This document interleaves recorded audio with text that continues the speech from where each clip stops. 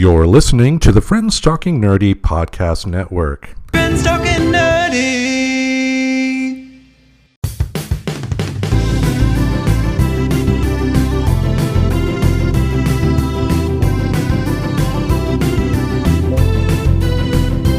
If your friends are nerdy and you are nerdy too, I want to talk to you. Friends Talking Nerdy. Did I ever tell you the story of the greatest bit of personal revenge I ever had against a romantic partner who did me wrong?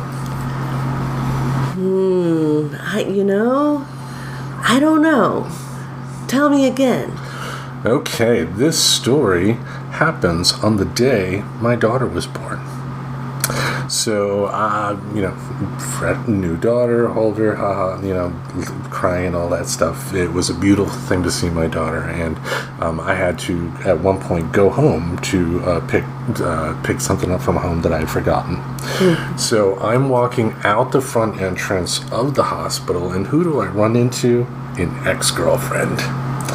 And I had known that when she and I were dating that she would sometimes go to the hospital because they did have a library there that was open to the public and blah, blah, blah. But she tried to put her charms on me and I felt so bad that, we broke up the way we did and I thought we could get together. And I just let her talk and let her talk and then let her talk and then went like this. I rubbed my left hand across my face showing my wedding ring and goes, yeah, I don't think my wife would like that, and neither would my new daughter who was just born today. Look on her face was so priceless that I forgave her instantly for the $100 that she stole from me. It was $100 girl. Oh, it was $100 girl. Yeah, and if my figurative ball size were my literal ball size, I would be carrying out my balls in a wheelbarrow at that point, like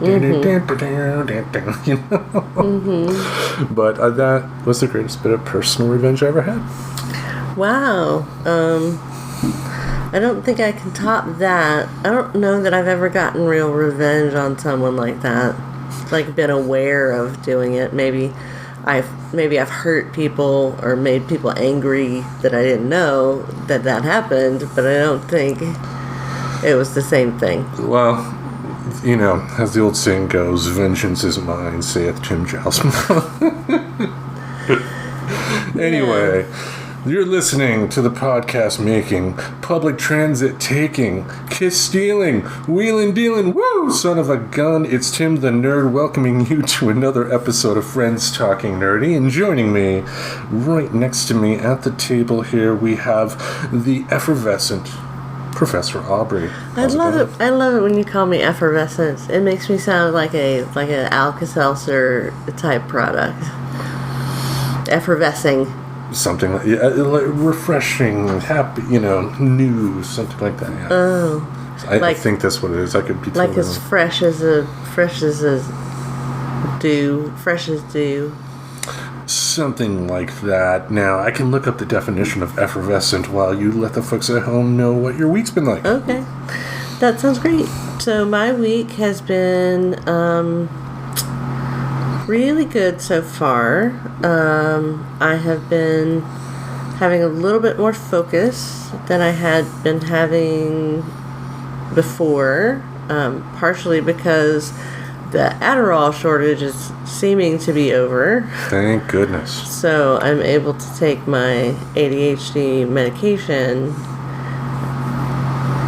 So that helps a lot with focus and with executive functioning for me. So I'm glad to have that back.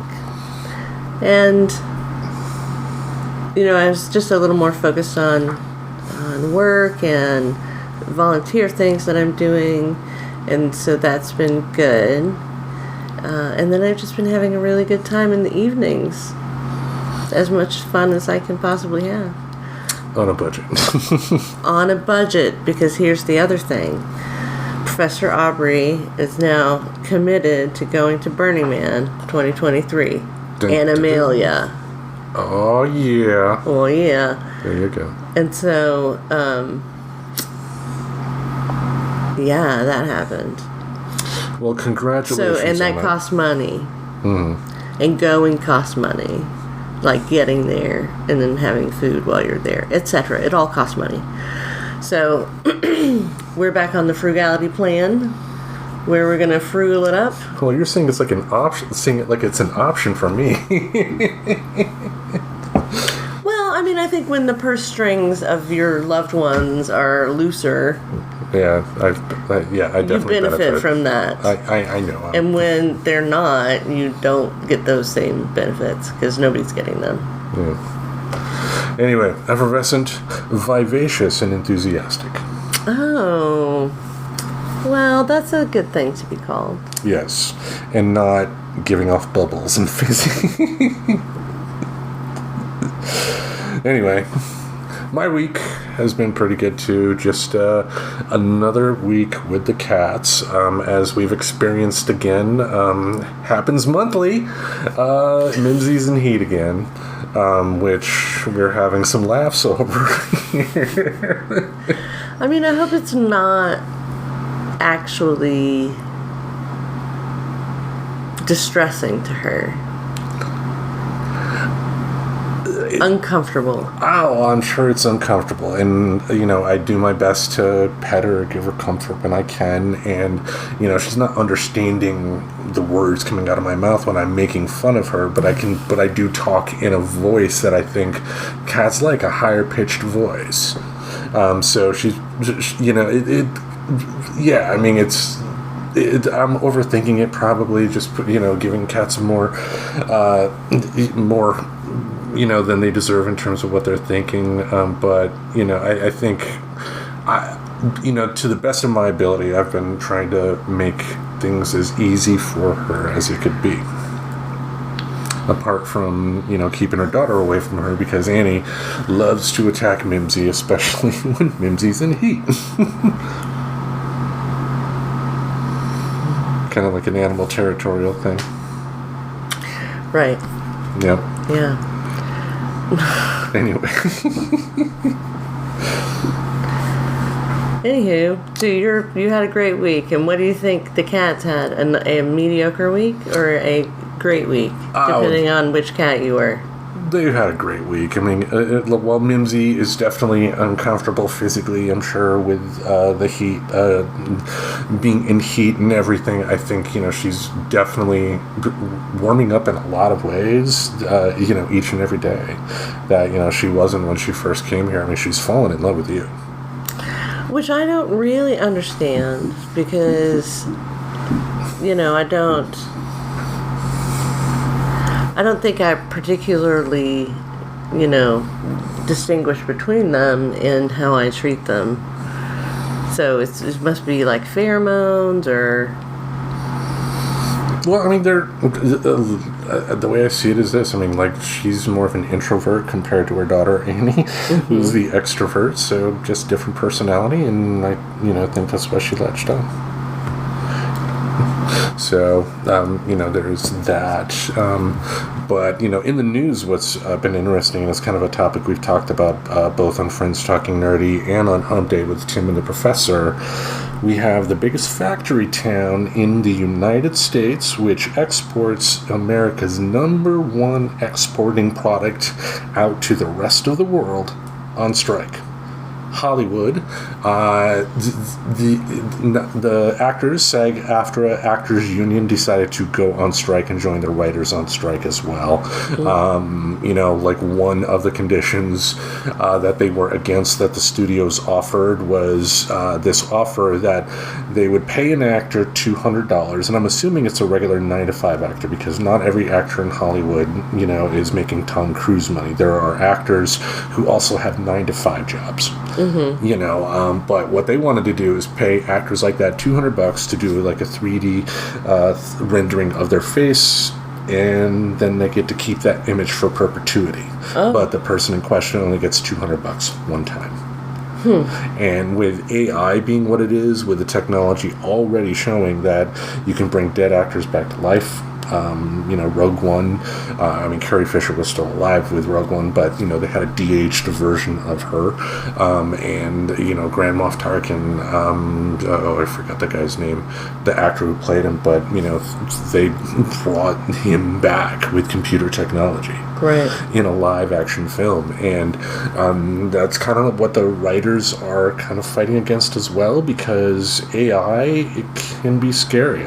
We've had some fun here with ChatGPT, allowing it to write the descriptions for our episodes, the past few episodes, and I think we're going to continue with that. But some of these AI programs can do a scary amount of good stuff that some greedy executive just may take that over an actual human, even though the human would give them much better performance, or write you a much better script or something like that. Because take a look what's in the news too. There are strong rumors that Bob Iger, the CEO of Disney, who makes over $30 million a year, but the studios are losing tons and tons of money and can't pay their workers.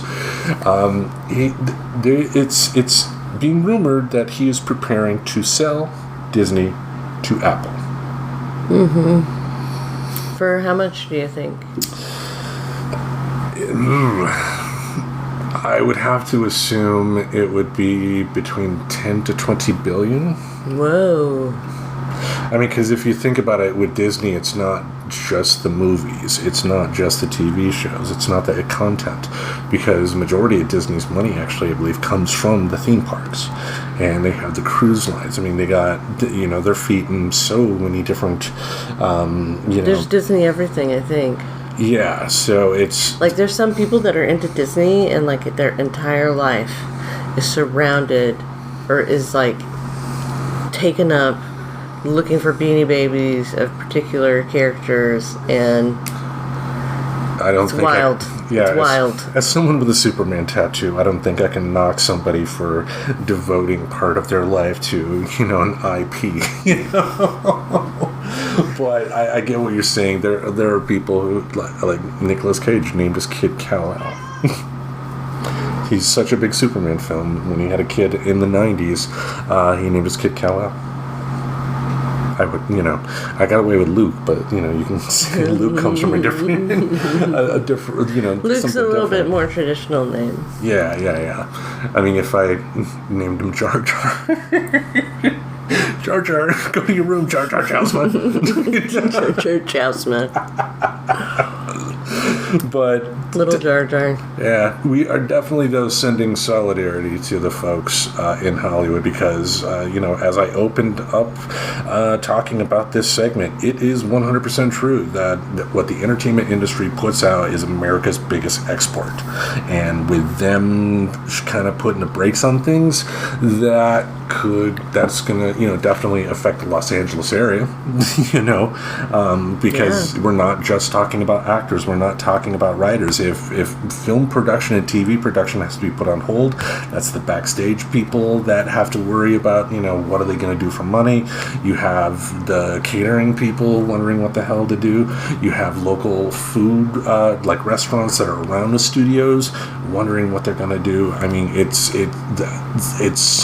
It's one of the bad parts of a strike, and that's one thing that makes me sick, that owners are able to use to their benefit to the general public, in terms of getting them on their side. Look at all the trouble these people who are just so selfish want to do to keep you from getting entertained. The millionaire actors or billionaire actors and actresses, and that's what when we think of entertainment, those are the people we think about. We don't necessarily think about the gaffers and the grips and the whatevers. Yeah. Yeah. That's an official thing. No. the grip whatevers. There you go. But it's again, we have we want to express our solidarity to those folks out there, because there are some writers and some actors who probably make less than we do, and are still, able to get in film and television, and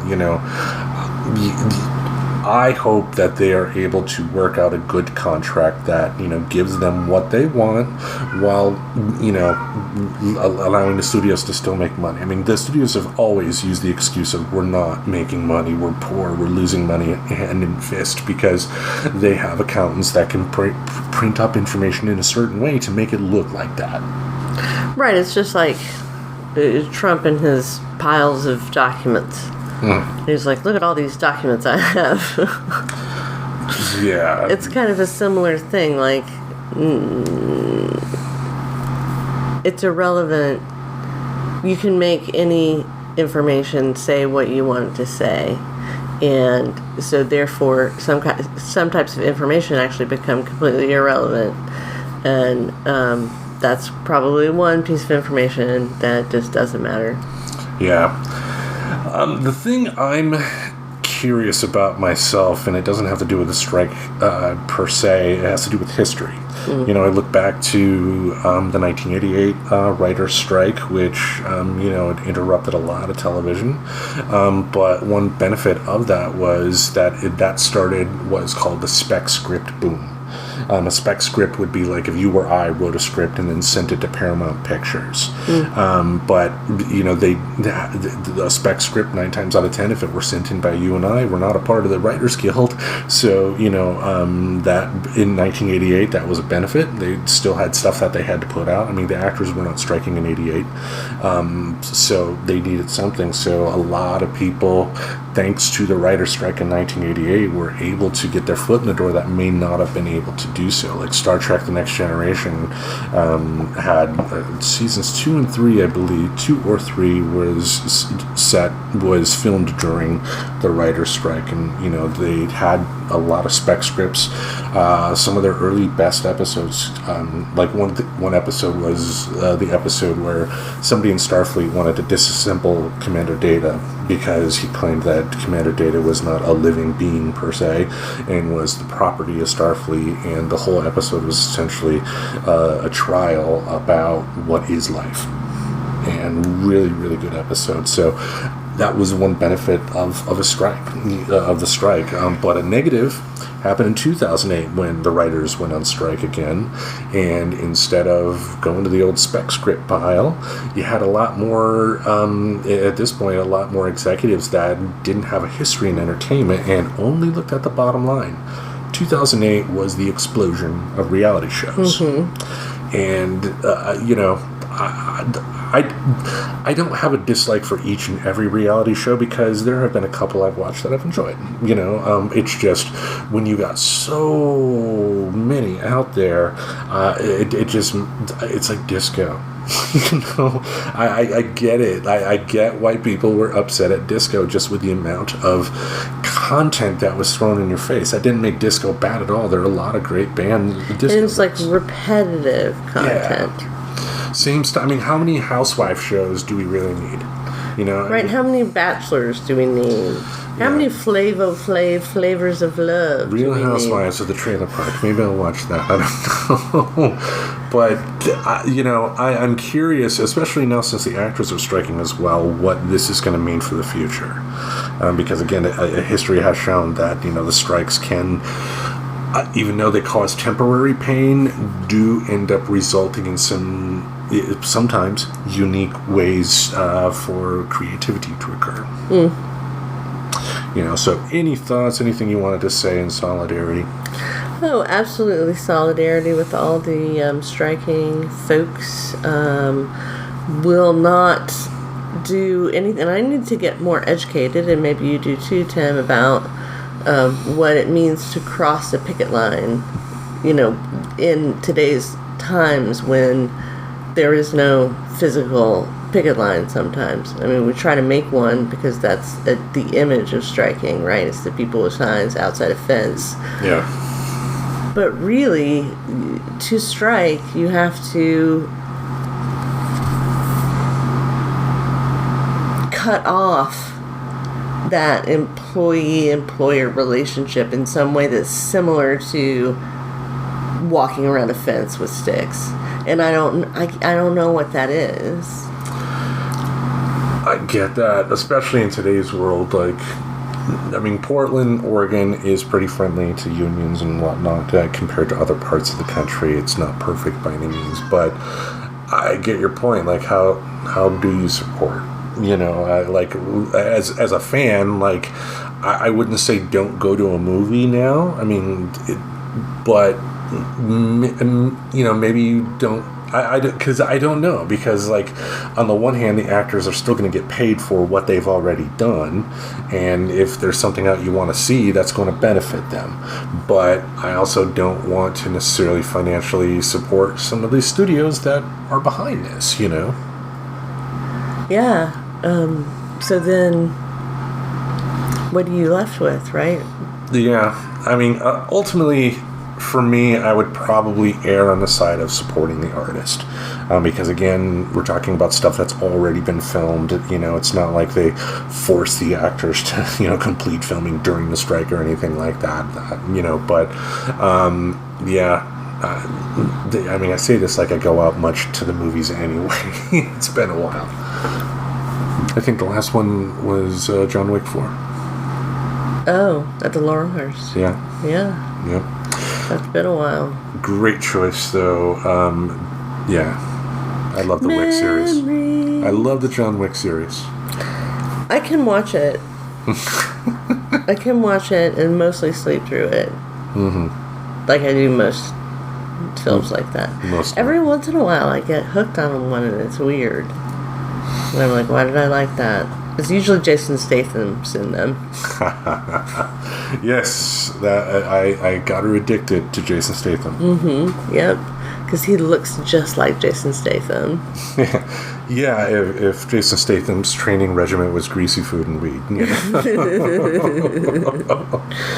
Yeah, I don't think it is, but you know, he can get there with work, with good training. Yeah, someday he can have a piece of this gym action.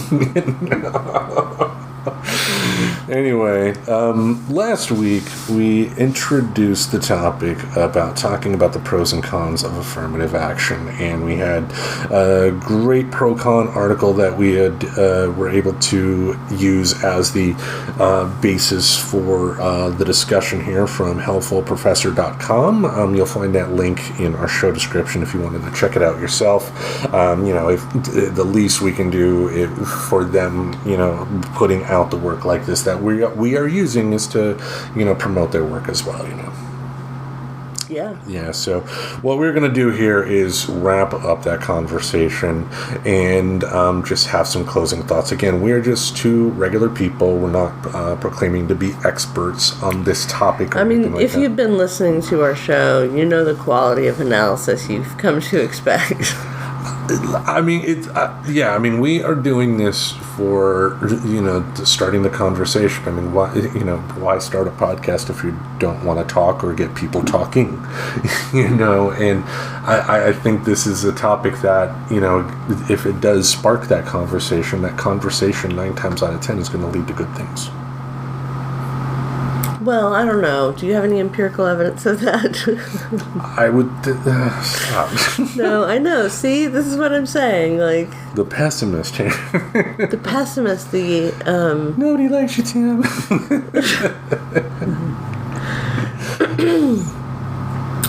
Everybody loves you, Tim. But that's not what I was saying. I was more just saying, like, we're not qualified to really render any kind of opinion, but we will. And we'll preface it by saying we don't know what we're talking about, right? It's hard.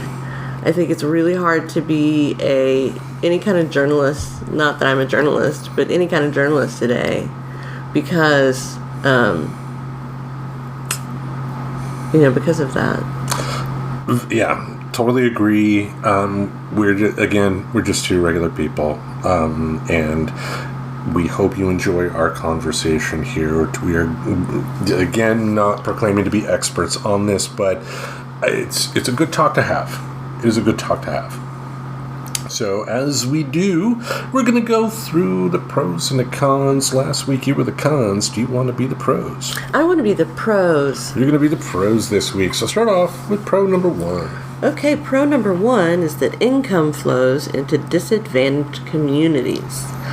By keeping families out of the low socioeconomic status trap, affirmative action can reduce the likelihood of households being in such dire financial straits that they are unable to pay their bills and end up homeless. There's also another way in which affirmative action reduces homelessness, and that is by combating discrimination in the housing market. While a landlord would not be able to legally refuse to rent to a person or family of a minority ethnic group, this can still be done covertly. Affirmative action makes this kind of discrimination impossible.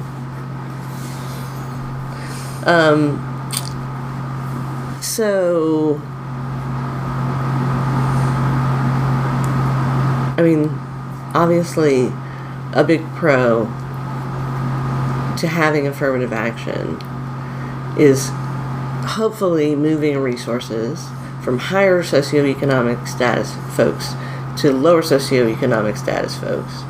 I think that's kind of the purpose of any kind of program, government program like this. That's going to try to maximize its benefits, right? Yeah, because the benefit is, the more people are able to pick themselves up from their current socioeconomic level and raise on up that ladder, they're making more money, they're spending more money, they're paying more in taxes. That benefits everybody. Now realistically, does that mean every single person, if given the full resources, would all go to Harvard? Of course not.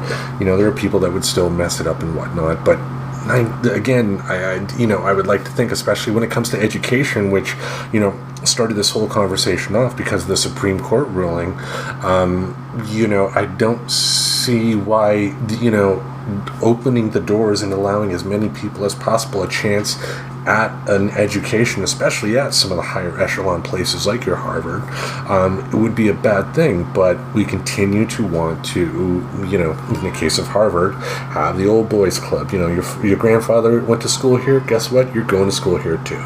Instead of, looking in, what if, we didn't even bring it up last week, but, what if there was a white kid from Appalachia that was just smart enough and should have went, that they grew up disadvantaged as well, and I'm sure you can speak to that a lot more than I can.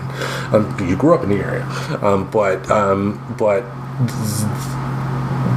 yeah,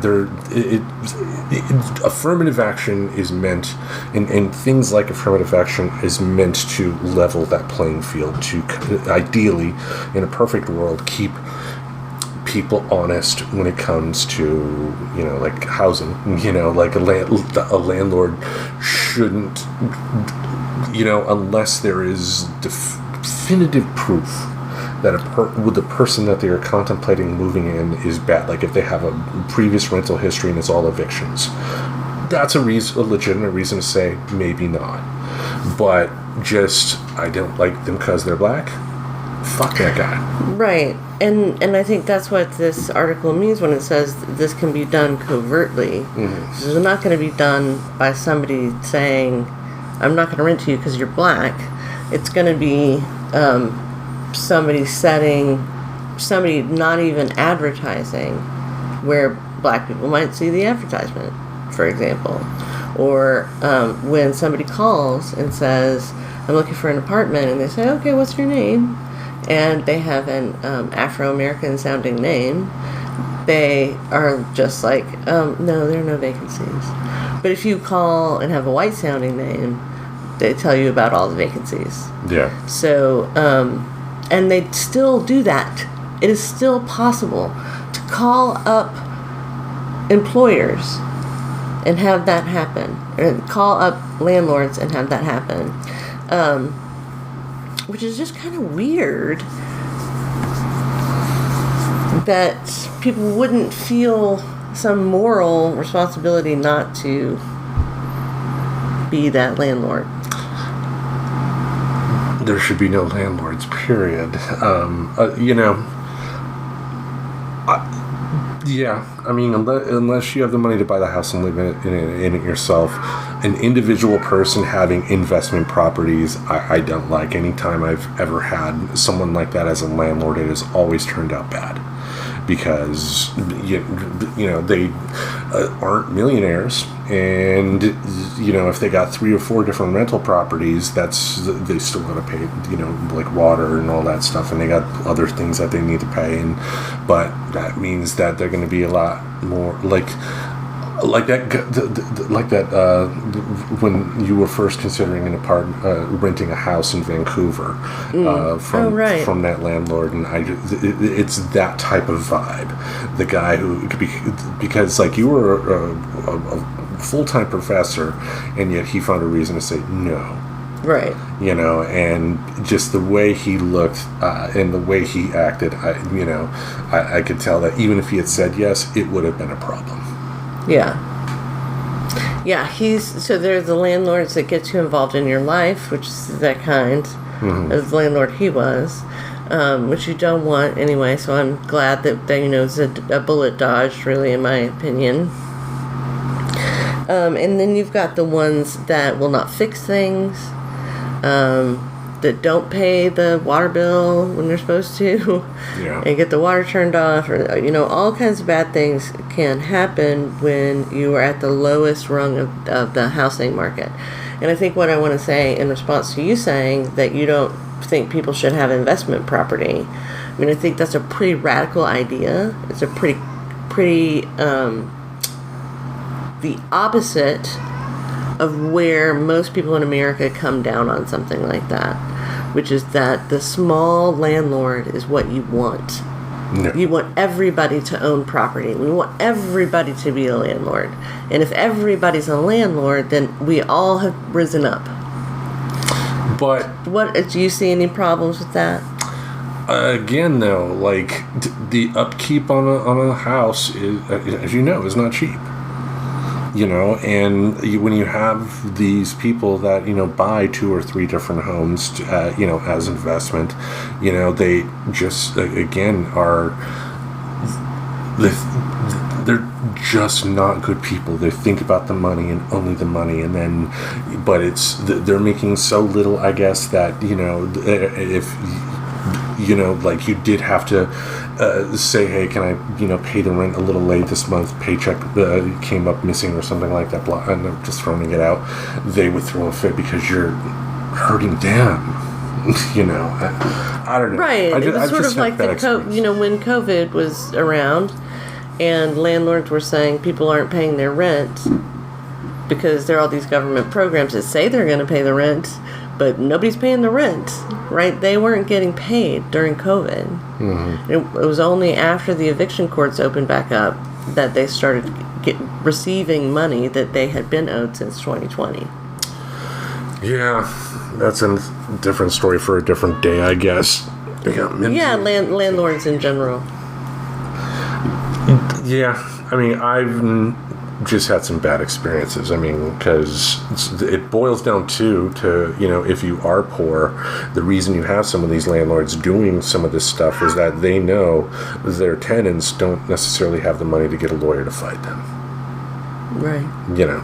So, all right. Before we rant about landlords and how evil they are, that was number 1. Yeah, how about talk about the first con? Let's try to rant less. Loss of meritocracy. Affirmative action policies necessarily take factors into account that are separate to each person's merit and direct suitability for the role. Because of this, where these policies are used, the application and selection processes are no longer meritocratic. Excuse me. A loss of meritocracy leads to less efficiency in the workplace and more accidents in critical fields like healthcare and engineering. And I will be as very kind as possible to this as I can, but they don't have the proof. if there is proof out there, I'm willing to see it, but I'll bet you it's not. Because, again, we are talking about just giving opportunities to people that normally wouldn't have that. And, the meritocracy they're really talking about here is, I don't get my special white person bonus anymore. That's the meritocracy they're really talking about in this. Right. Right. Many people argue, and I agree with them, that meritocracy never existed. That it was all code words for white supremacist ideas and people.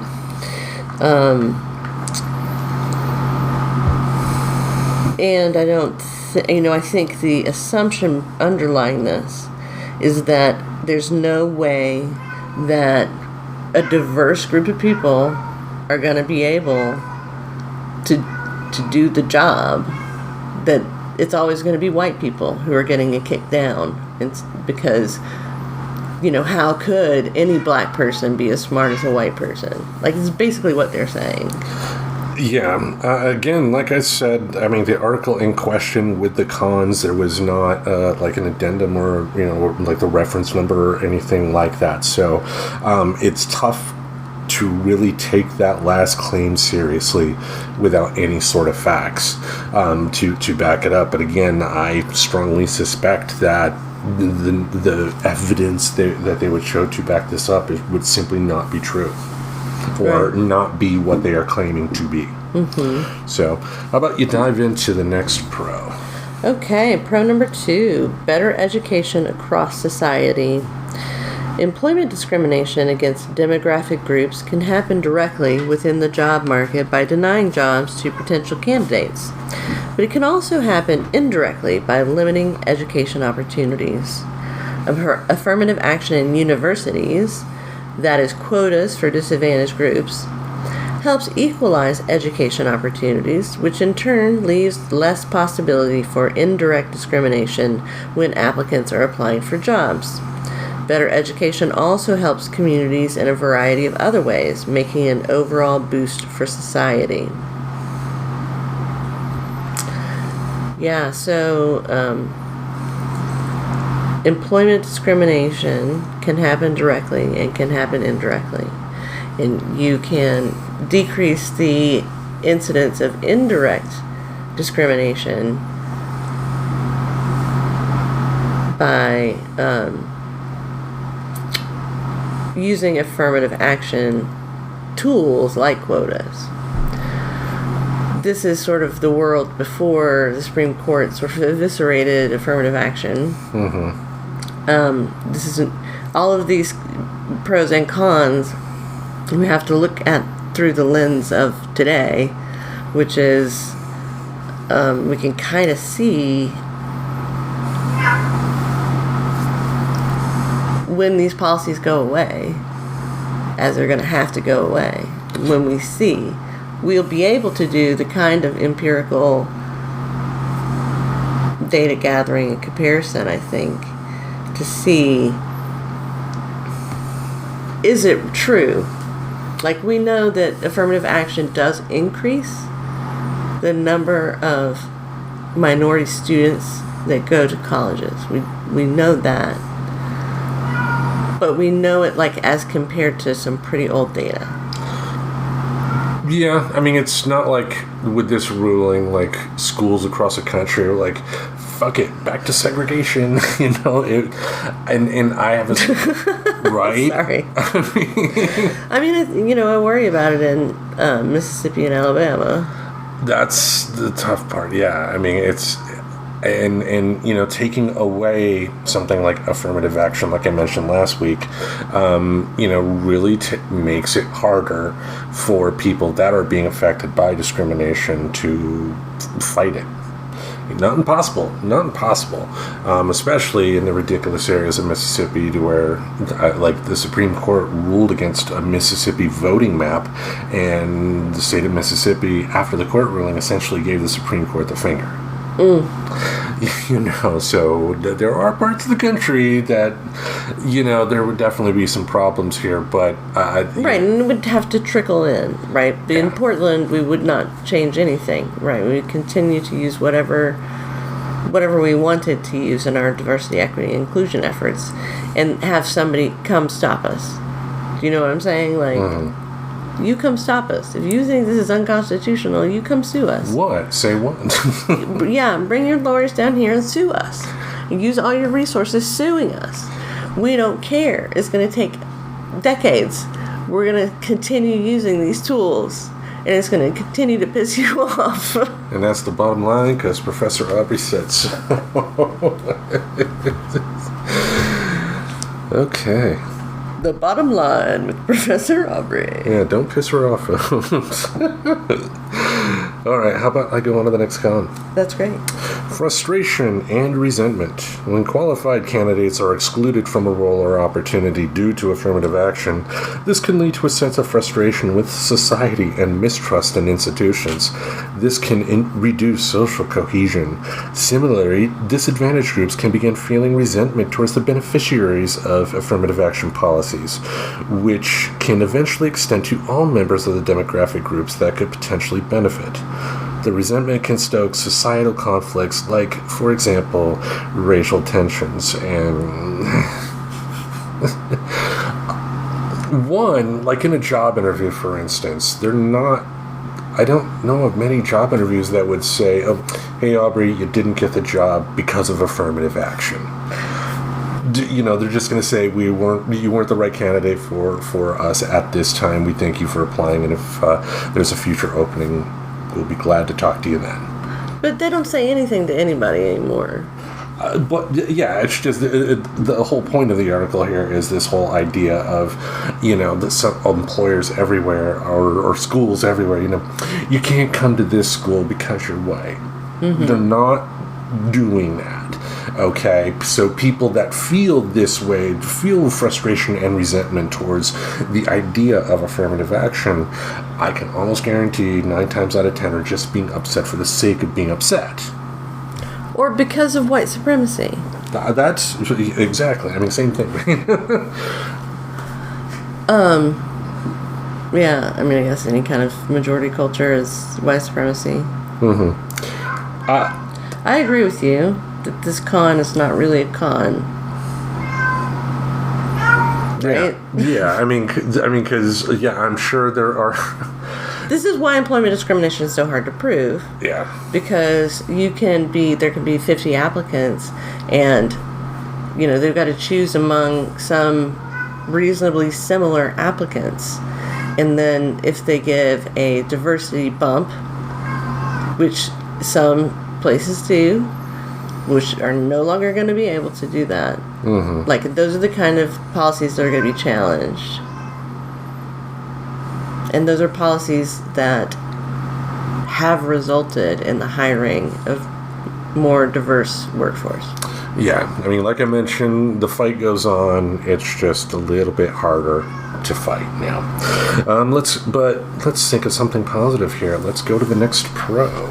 The next pro is reduction of income inequality. A large part of the income inequality in society is correlated with demographics, with some ethnic groups, for example, consistently earning less than others. These patterns are often the legacies of historic policies that have intended for those groups to be discriminated against.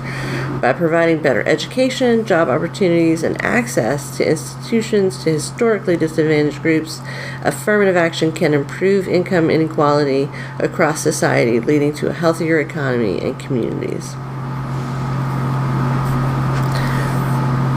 I wish somebody cared.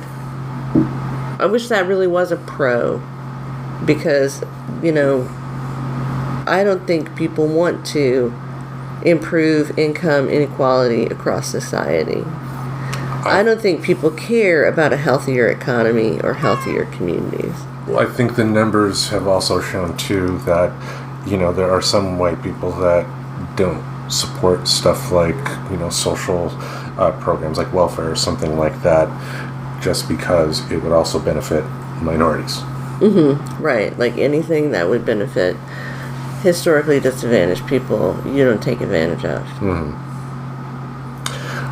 So, I mean, in a perfect world, yes, it would. I mean, you know, opening up more opportunities to better education or better opportunities in theory would allow people to have that better, the easier step up the socioeconomic ladder than they normally would. But, you know, in the world that we live in today, yeah, you just never know. You just, because even in the most progressive of cities, you could have that one person in that position of power in some small place that is still a jackass. Absolutely. Yep. And you have whole states of them sometimes. Like Alabama and Mississippi. Not to harp on Alabama and Mississippi, but Alabama and Mississippi. Yeah, I mean, the numbers don't lie. The numbers don't lie. That doesn't mean every single person who lives there is evil or anything like that. Not implying that, but it's kind of like that argument that guys have to understand of when women say guys are bad, or it's because when women are saying that, most are not necessarily stating every single male alive is bad and evil. It's just, as a general rule, the numbers show guys are generally bad to women. You know, so the guys have to be able to say, well, you're right. You know, even though I'm not a part of that group, you're right. You know. Anyway, look at me. No, I agree with you entirely. Yep. All right. What about the next con? The next con, let's talk about it. Stereotyping of benefiting groups. Where affirmative action policies and programs are prominent, they can lead to the blanket perception of the groups which they benefit that they are less competent than candidates who got their role without this extra benefit.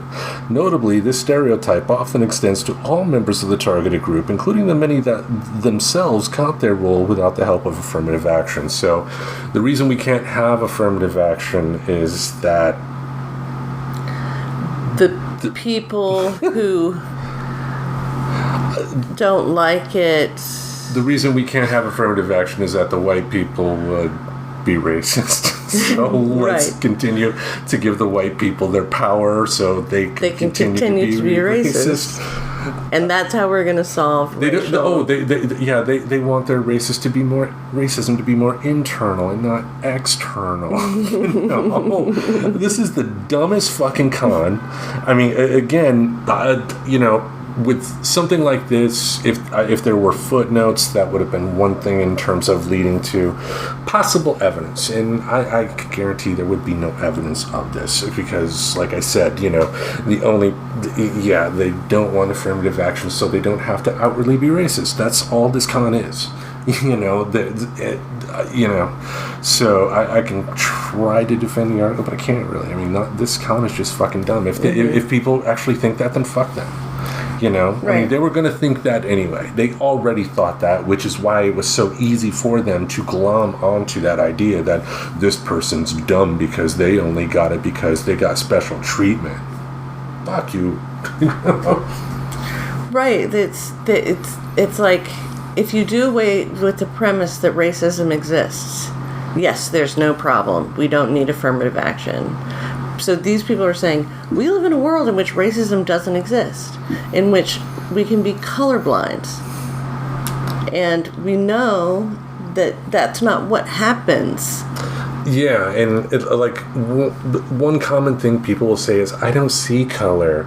And that 9 times out of 10, not even 9 times out of 10, 10 times out of 10, because when people say that, they're using it to just stop the conversation.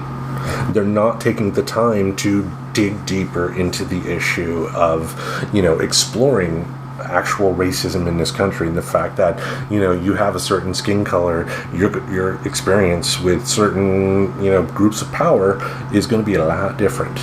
I mean, poor white people can get a very small taste. They can get a taste, but they're not going to get the full experience. Right. All right, let's go on with another pro. Yeah, before I say fuck the rich, fuck everybody. Eat the rich! Yeah, where are the torches? Okay, pro number 4, improved confidence and self-esteem.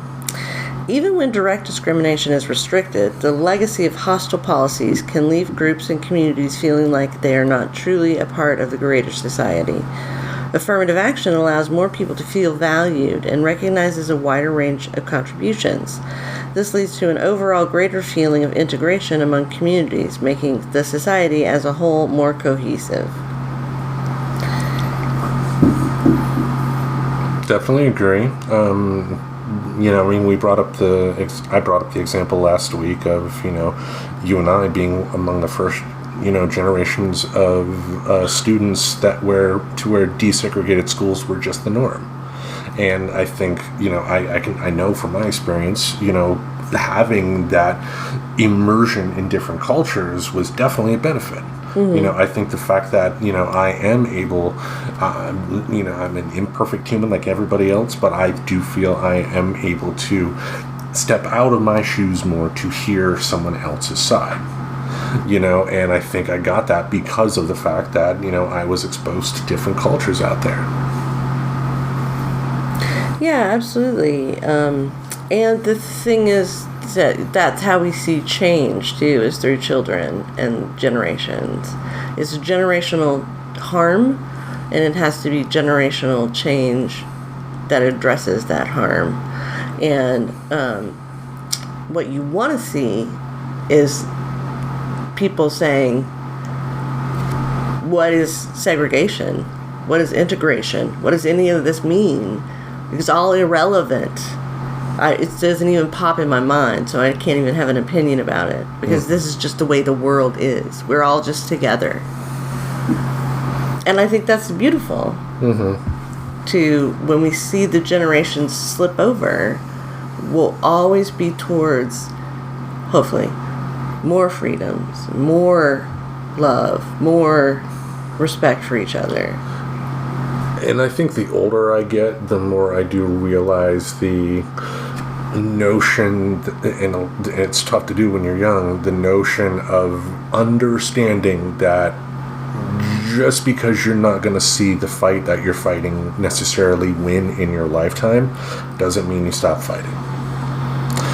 And because, we can look back in our lifetimes and see that there have been a number of amazing things that we've seen in terms of, benefits that minorities have had that, weren't there before. Like the LGBTQ community, in the 80s, much different portrayed in the media, especially compared to how it is today. And, that's definitely progress, but that doesn't mean you stop fighting, because there's always a fight that's going to happen. All right. Yep. Shall we do the last con? Let's do the last con. All right. I bet it's bullshit. Probably. Let's take bets. Who thinks it's going to be bullshit? Raise your hand. Me. I think that's everybody that's listening to us right now. Yes. All right. Although a reduction in equality. Although affirmative action policies aim to increase equality, there are many circumstances in which they will have the opposite effect.